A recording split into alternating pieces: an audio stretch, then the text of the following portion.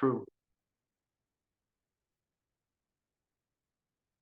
So in text 16, uh, describing the situation after the battle of Kurukshetra, and Maharaj Yudhisthira was feeling unhappy because of all the deaths of so many of his relatives and soldiers on the side of the Kurus. He was not happy about that. We know the Pandavas were not average humans,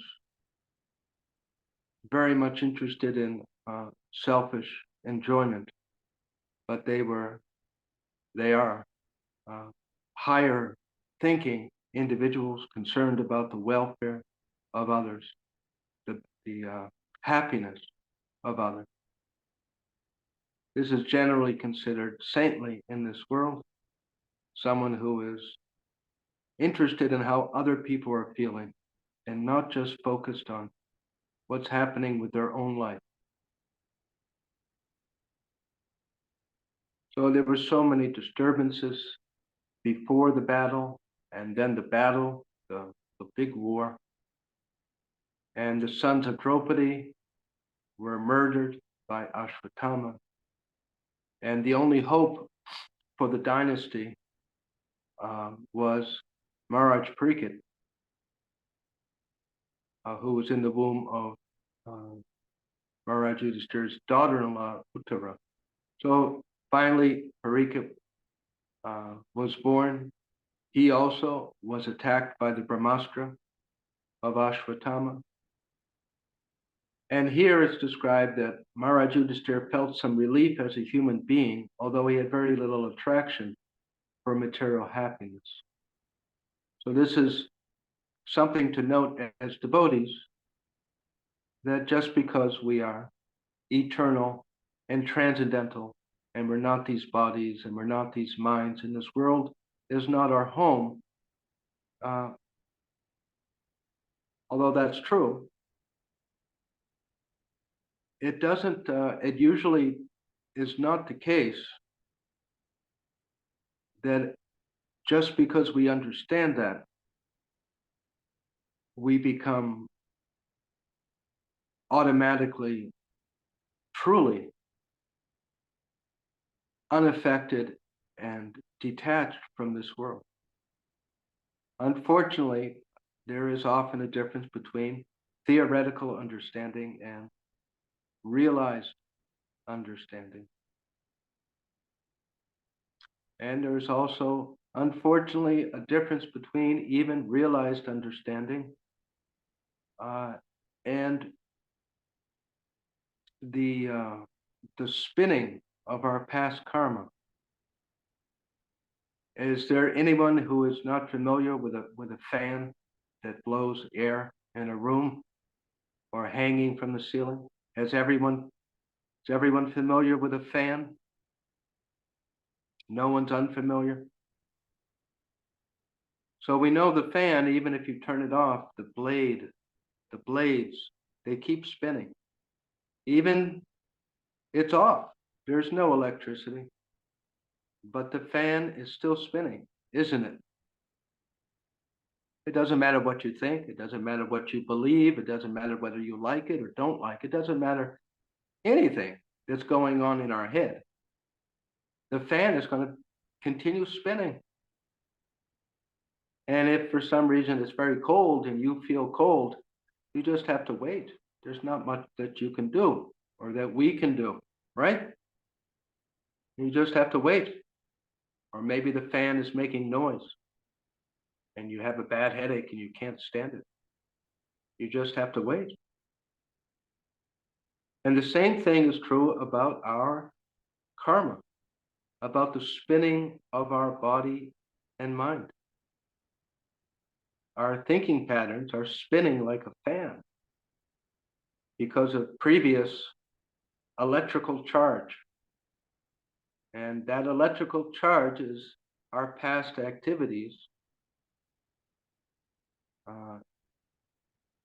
and desires.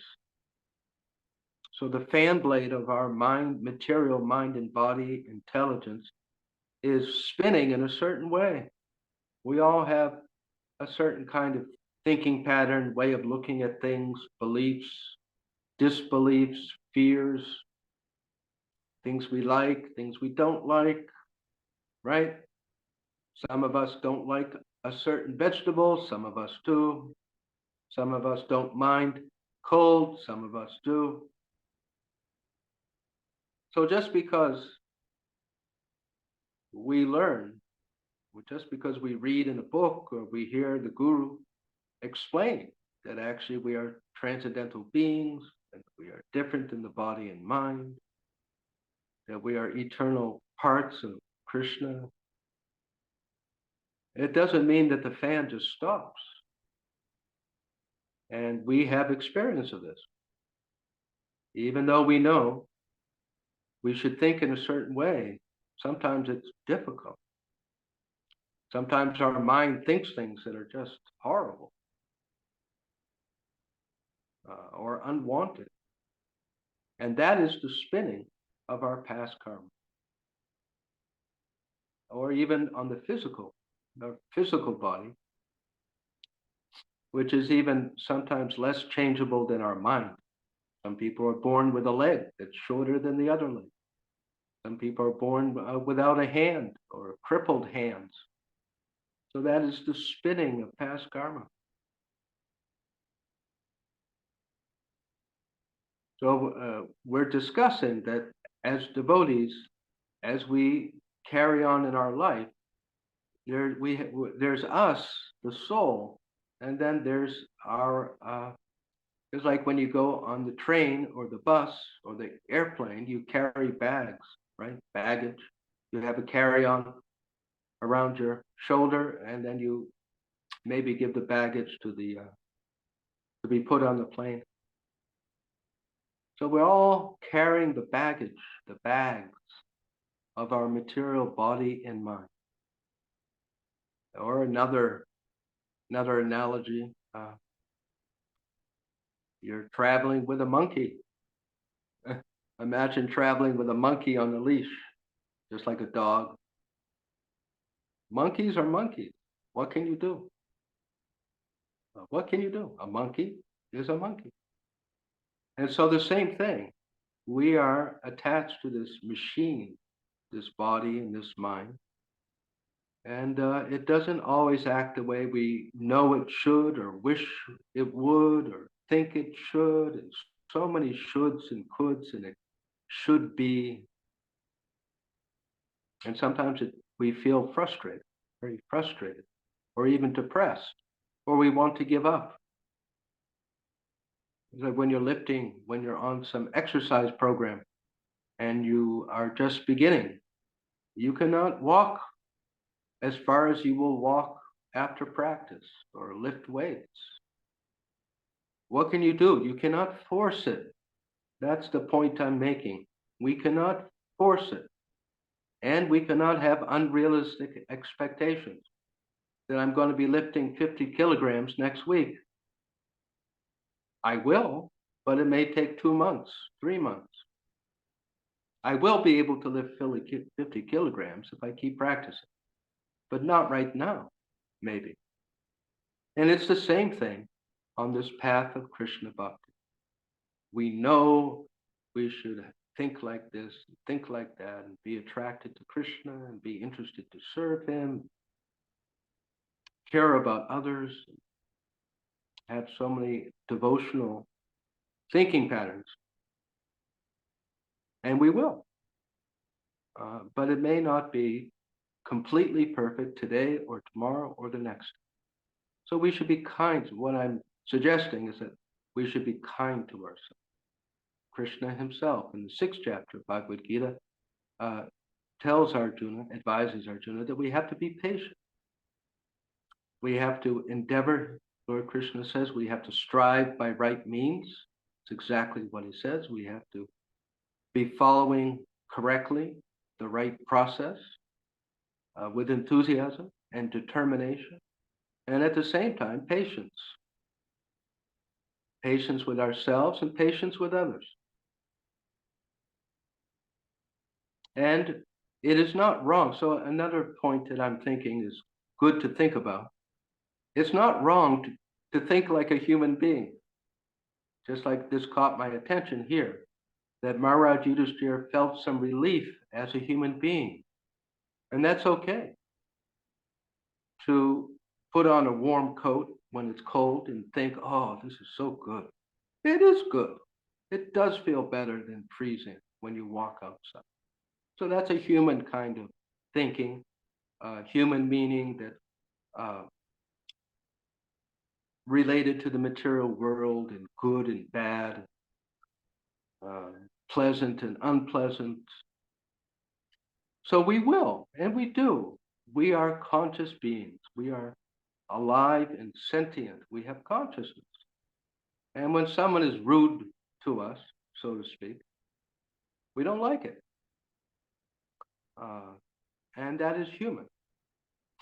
And as we progress in our devotional consciousness, the way we react to that will be different. Uh, as we develop more and more sattva guna, Krishna consciousness, we won't feel as stung when someone is rude or offensive to us. Sometimes it can be so, right? Words are like arrows. There is nothing more cruel or painful than sharp, hurtful words. Some people are very good at it. They know exactly what to say that will hurt our feelings. And that's painful. It hurts. Or when someone close to us dies uh, or goes away for a long time, it hurts, literally.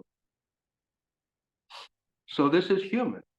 So Maharaj Yudhishthira, uh, although it's described he had very little attraction for material happiness, and he's very, very advanced in wisdom and realization and devotional character, still, he felt some relief as a human being.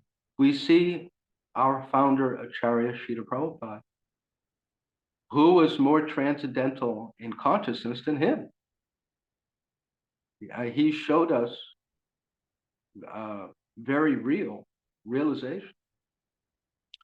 But he was very personal in a human way. How is your baby? How are your children? How is your job? And he meant it sincerely. How is your sickness? How is your stomach? Why don't you try this? Use this for your toothache. He wasn't so transcendental that he wasn't here.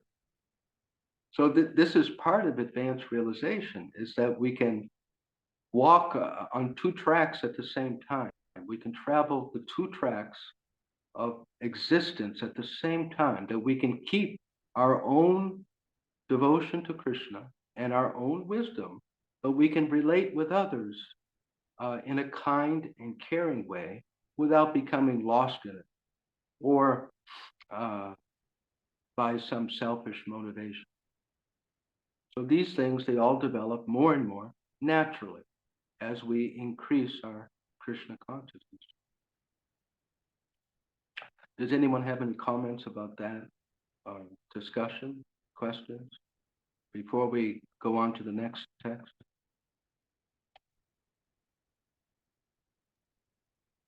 Yes, Prabhuji, thank you for pointing that out, that the human element remains. And sometimes we do so many things and we forget that. So thank you for that reminder, because that is actually His Divine Grace mentions in Bhagavad Gita that in the beginning of spiritual life, there's a tendency to be impersonal.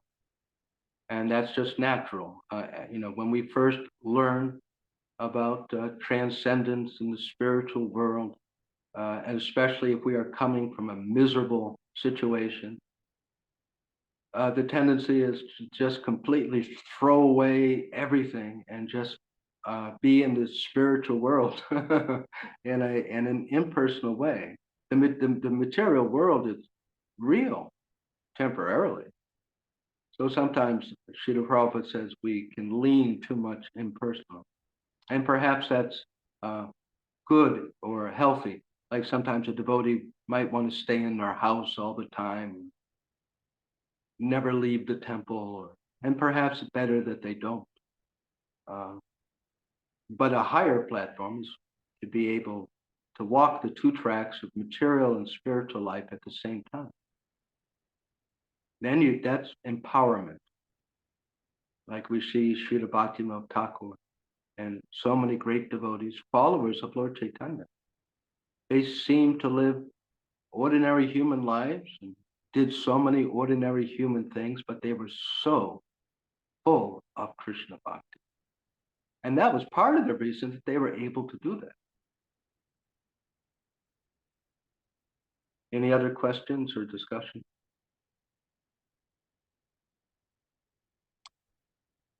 So this next text, very strong purport. And the text is insurmountable eternal time imperceptibly overcomes those who are insanely attached to family affairs and are always engrossed in their thoughts. And Srila Prabhupada begins his purport describing the mentality of some people who are very busy and very absorbed in temporary life, and those who are wealthy. I mean, that if we don't know that there's something else, then that's what else is there? And it's just natural for to be like this. And Srila Prabhupada explains that, describes foolish persons forget the problem of birth, death, disease, and old age. They do not know at all how to solve the problems of life, but become engrossed in temporary family affairs without any solution to the big problem, namely the repetition of birth, death, disease, old age. And this is called illusion. So this is very strong language. Insanely attached householders.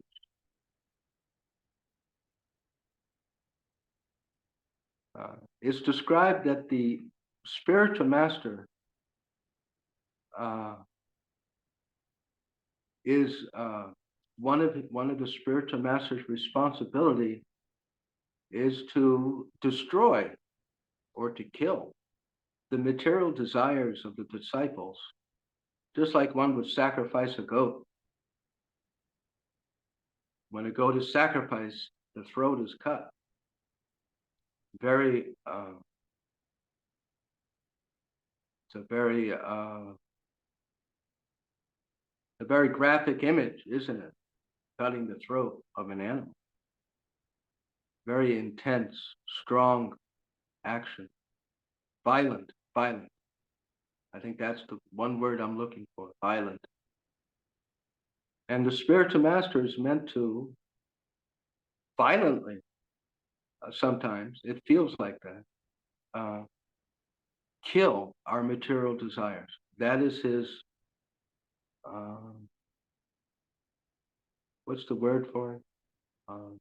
When someone has to do something which is unrewarded, it's not appreciated.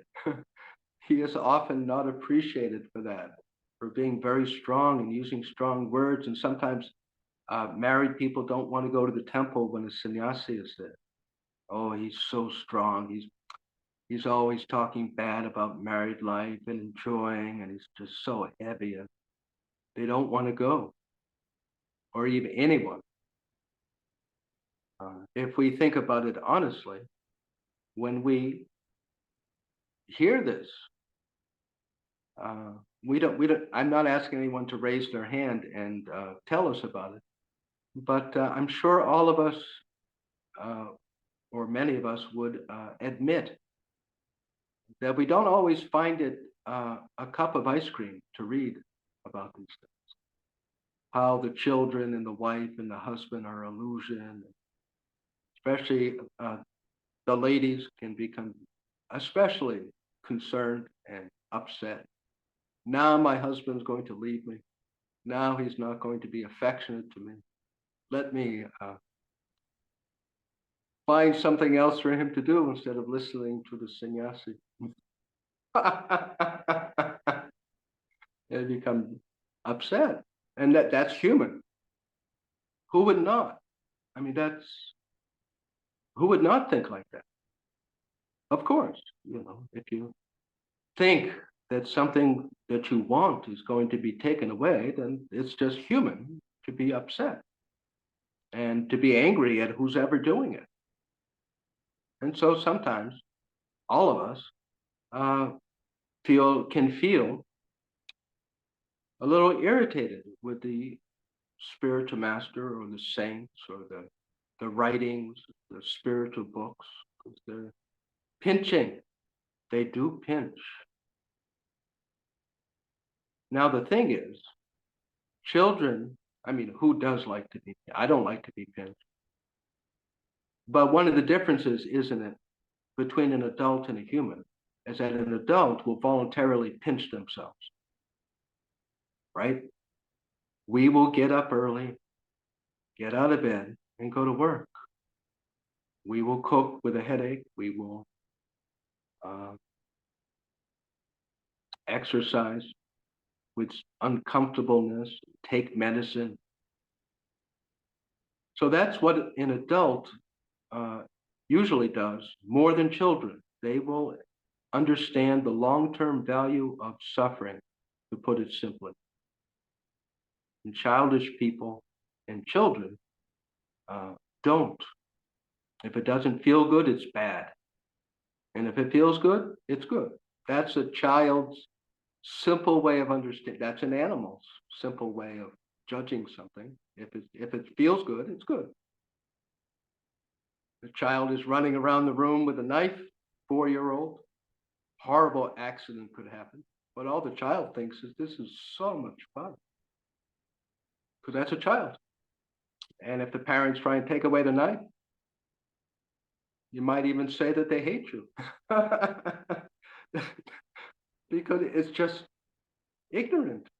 That's all. It's just ignorant, lacking understanding. If the child was enlightened, they might even hand it to you. Oh, here it is. Thank you. But they don't have that wisdom. So they don't. And as we progress, so we sometimes hear that those, according to how much someone is addicted to sense gratification, that much they won't like to come to the temple or listen. Why would they? What sane person who really wants to eat and drink and have lots of sex and do all these things, make money, why would they want to come and hear about they should give it up? They'd have to be crazy, or an adult. That's what I was trying to say. That as we humans have more understanding, then we catch ourselves that I have to stop this being angry at the sannyasi. This is nonsense. They are actually speaking the right thing. So we're talking about self-honesty, which is absolutely required on the path of bhakti to make progress. We must be brutally self-honest with ourselves. That means that we can catch ourselves thinking Maya things that, our mind, oh, this Krishna consciousness, it's nonsense. The sannyasi is a jerk. There's so many things. No, I'm the wrong person here because of my material attachment. I'm not interested in this. There's nothing wrong with Krishna consciousness at all. It's the best thing. But because there's a fault on my side, the fault is on my side, not Krishna consciousness, not the guru, not the mentor, not the older devotees, not the Bhagavad Gita. It is me.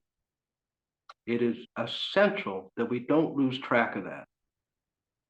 Otherwise, we can completely cut ourselves off. Just like if someone has a disease, if somehow they become so fearful, the doctor says, oh, you have pancreatic cancer, and they become so afraid or upset that they deny it. no, you don't know, you don't know what I don't have that, then they're doomed. They are doomed because they won't take treatment. On the other hand, if we can admit, oh, I don't know how I'm going to deal with this. I don't want to hear about it. Oh, I'll come back tomorrow and talk to you. It's just too much. But I can understand what you're saying is true. Then we're okay. Then we're safe. Because we know the difference between light and darkness. We never want to let ourselves uh, think that darkness is light and light is dark.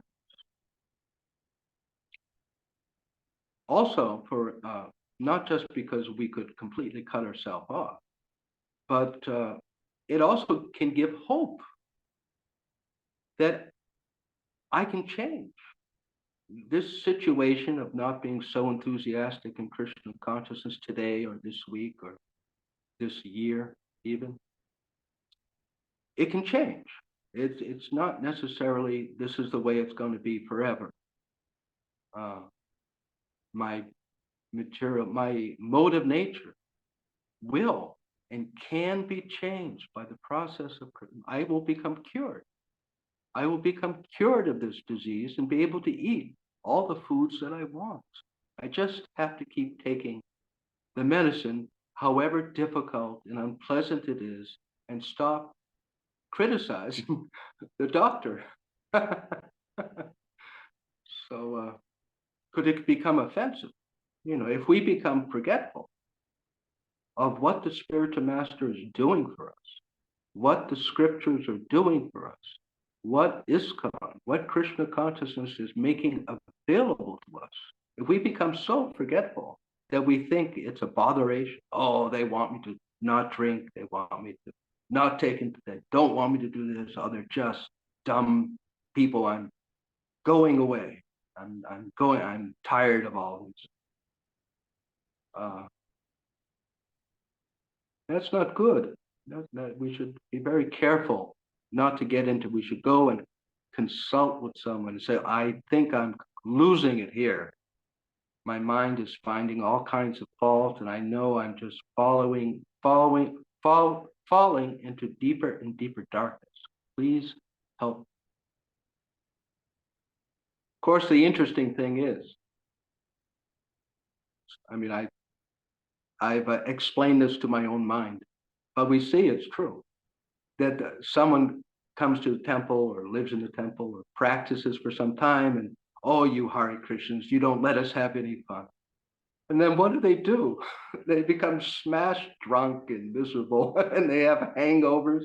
And that's nice. That's that's some kind of fabulous, noble activity.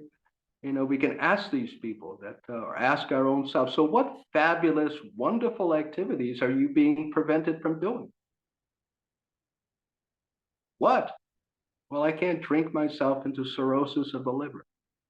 I can't smoke myself into intoxication and become stupid and lazy. Oh, I see. Terrible. It sounds awful, you know. So it's just such foolishness. It's the monkey mind. Just monkeys do things they don't think as deeply as we can about the consequence. Just, it's fun to do, just go do it. Sometimes it is necessary for someone to, I mean, we're speaking about before initiation. They may not be, if we try and push someone to practice too soon, if we push someone too fast to live in the temple, it could really not be the best thing. Because for them, they need to just live as they're living for some time and get more experience of material life.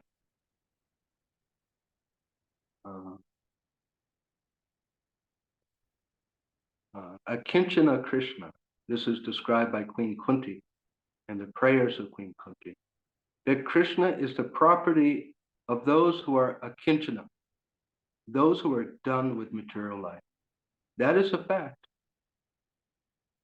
Krishna consciousness becomes more enjoyable, more pleasant, more interesting, and we will feel more enthusiasm to the extent that we truly are done or almost done with trying to be happy with ordinary materialistic activity. Therefore, in the beginning of this purport, described that the insanely attached household who think that there's nothing else. And this is so much happiness, whether it's the husband or the wife. And we are often in Krishna consciousness, we hear about the man being attached and the man being crazy and too lustful after material life. But also sometimes it's spoken about the woman. And of course, it's true. In the third canto, Lord Kapila speaks about the woman who becomes bewildered by the man and bewildered by married life, children, thinking, oh, it's just so wonderful. It's just so nice, and especially if you have sufficient money. Then, oh, that's a very dangerous kind of situation. Because when we have enough money in this world, the tendency is to really think everything is okay. I have enough money, I can buy food and car. If there's a problem, I can pay for it, I can fix it. It's almost like having mystic power, having a good amount of, because you can have so many things and more quickly. And you can fix things and change situations if you have good amount of money. It's true. And without, so Srila Prabhupada speaks, Lord Krishna speaks about the real problem of life: birth, death, old age, and disease. Another problem. Isn't it enough keeping our jobs and wondering if the company is going to fold or close or not, how we're going to pay the rent or pay the mortgage payments? Our car is breaking and the pets are sick and our children are doing things we don't know what to do, getting daughters married. And then on top of that, we have our own headaches and stomach aches. So many things, so many things. Monsoons and hurricanes and cyclones, drought. So many difficult. And now these crazy Hare Krishnas are telling us about, oh, and there's something even more problem. Birth, death, old age, and disease. If you thought you had enough, here's some other problems. And we're telling you these are the most priority. And these other things, they're I felt like that. It's just like I have enough to deal with. I can't really think too much right now about birth, death, old age. I just have so much work to do and this and that, right? It's just so many things to do. And that is one of the drawbacks of married life. That is one of the reasons married life is discouraged, if possible, if it can be honestly and peacefully done. It is. It's more free, isn't it? It's a lot more free. Just open time to dedicate 100% to Krishna's, thinking of Krishna and serving Krishna. So those of us who are married, we have to do the best we can. And as we often discuss by associating with the advanced devotees, by hearing Srimad Bhagavatam, we remain in the light. We remain awake. We remain awake. That somehow I have to not forget the real problem of life. And that is the duty of the parents. That is the duty of the managers, the leaders. They must. Someone has to remember these things. Otherwise, we're all doomed. And therefore, the renounced brahmacharis, brahmacharinis, the traveling preachers are so precious. Whatever we might think, they are so precious humans and so dear to Krishna because they are awake. And by their company, other people can be awakened and stay awake. And so therefore the Srimad Bhagavatam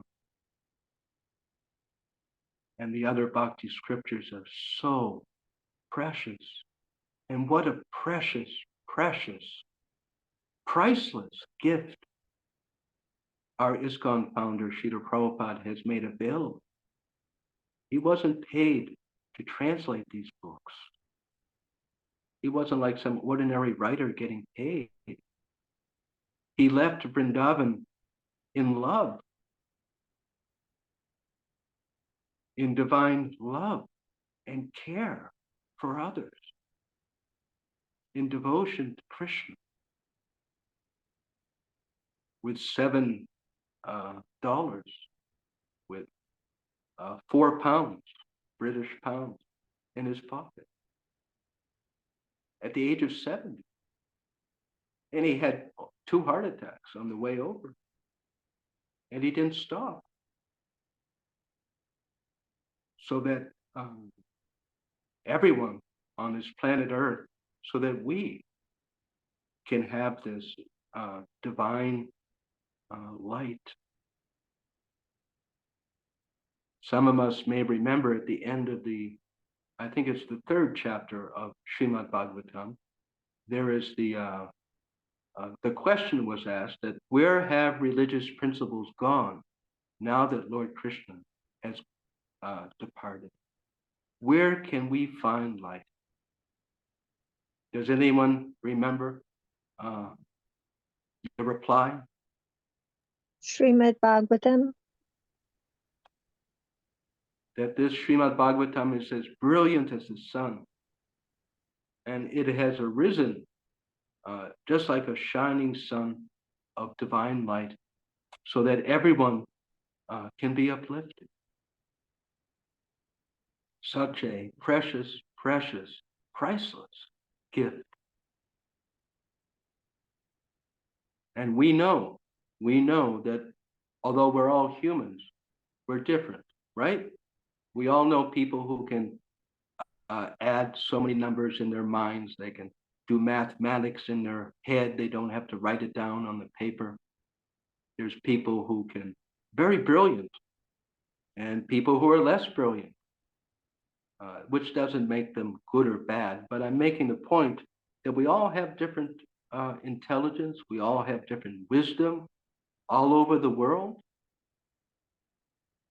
Some people are, we would say, very, they don't know very much about the world. They just haven't had the opportunity, or they didn't take the opportunity. They're people who live in jungles. So there are all levels of comprehension, and the highest comprehension, the highest degree of human awareness is this spiritual awareness that we are part of Krishna, that we belong in the spiritual world, that the most highest priority is to solve the repeated cycle of birth, death, old age, and disease. This is the most pressing, highest priority, red alert issue that myself and all of us, everyone in the world, needs to take care of. And some of us are more aware than others. And it's as simple as that. It's as simple as that. It's just a matter of knowing it. It's a matter of understanding. So Maharaj Yudhisthira, he was aware. He was aware of all this. And Vidura, he had come back to the palace specifically to save his brother Dhritarashtra, because Dhritarashtra had fallen deep, deep into Maya and had become so caught up in his family and being the king, and he had forgotten. He had become stuck. And so Vidura, who was more enlightened than him, out of his kindness, had come back, and we will hear about it, how he wakes Dhritarashtra back up. And sometimes it has to be done, it often has to be done with sharp words, words that pinch. It is often necessary. And that is actually kindness, just like when we speak to a child strongly, or occasionally a friend will speak to a friend, or a husband to a wife, or a wife to a husband will speak strongly so that the person gets it, so it sinks in, or maybe they'll think about it later. So I'll stop here. Any questions or comments or discussion? Hare Krishna, Prabhuji. Yes, Prabhuji. Thank you so much for today's session. Are there any questions or comments? Yes, are you going? Hare Krishna, Prabhuji, then with Pranam.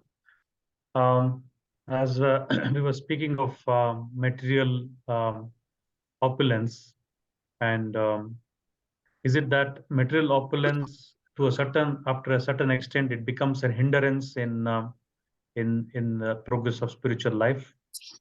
Intoxicant. Yeah, intoxicated. Like when you drink beer, you don't perceive things in the same way. Become dull-headed. Just like a goat. The example is given that goats that are outside of slaughterhouse, they're tied up, and one by one they're taken into the slaughterhouse, and they're chewing on the grass, and they hear the bleating of the goats, the crying of the goats, and they're chewing on the grass, and oh, this is good grass. Oh, very tasty. What's that noise over there? Oh, good grass. They're dull-headed, so dull-headed, stupid. And sometimes, we humans become a little dull-headed, and so we need a little kick. Yeah, you don't want to be dull-headed.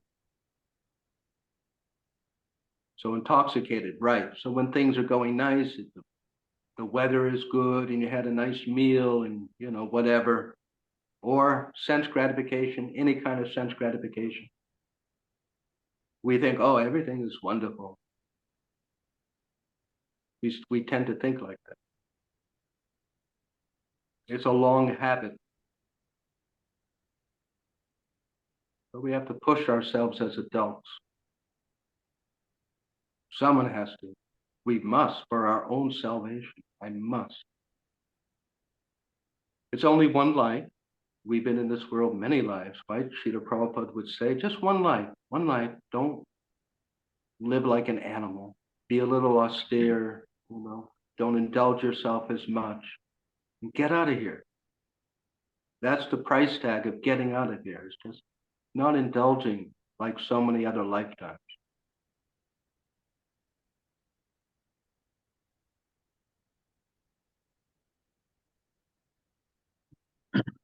Thank you, Prabhu. Thank you so much. Hare Krishna.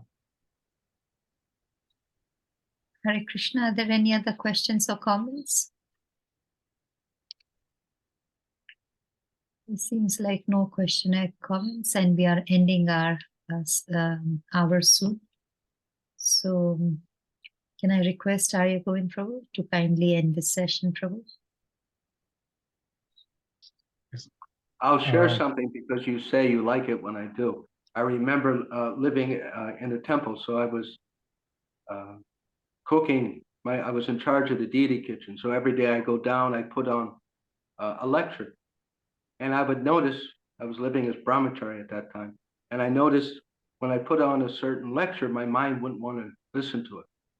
And I caught myself. I thought, what's that? And then I understood. Krishna let me understand. Oh, you don't want to hear about that. So that's the one we're going to listen to. If you don't want to hear it, it must be good. So voluntary discomfort. Now, one thing though, we can't push ourselves too hard, to the point that our mind gets bitter. That isn't good either. So we have to be careful. Thank you. But as you said, Prabhu, physically doing things which are sense gratificatory and then mentally indulging. So there's a difference between those things. So physical things can be avoided to a larger extent, but mentally still, we need that purification to completely eradicate the desires in ours deep rooted. Yeah. I mean, that's something as simple as,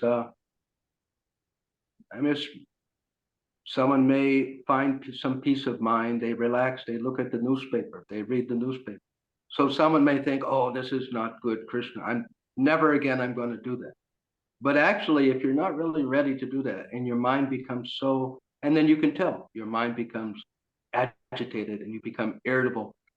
People ask, why are they so irritable? Because you're starving your mind too much.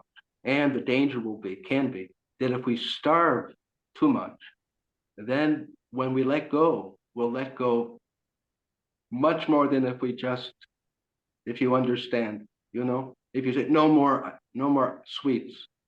And then when you finally let yourself eat sweets, you stuff your face and you get sick. Better just to have a little sweet once in a while and live. Right? That's sanity. That's sattva guna. Sattva guna is balance.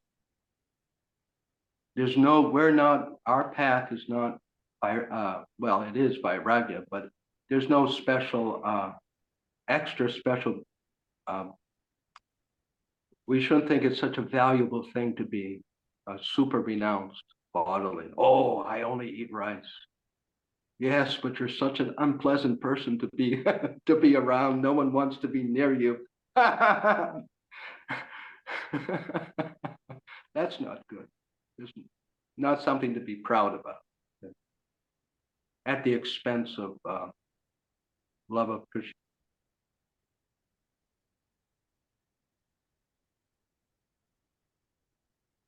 Thank you so much, Prabhu. I think we've almost come to the end of the session.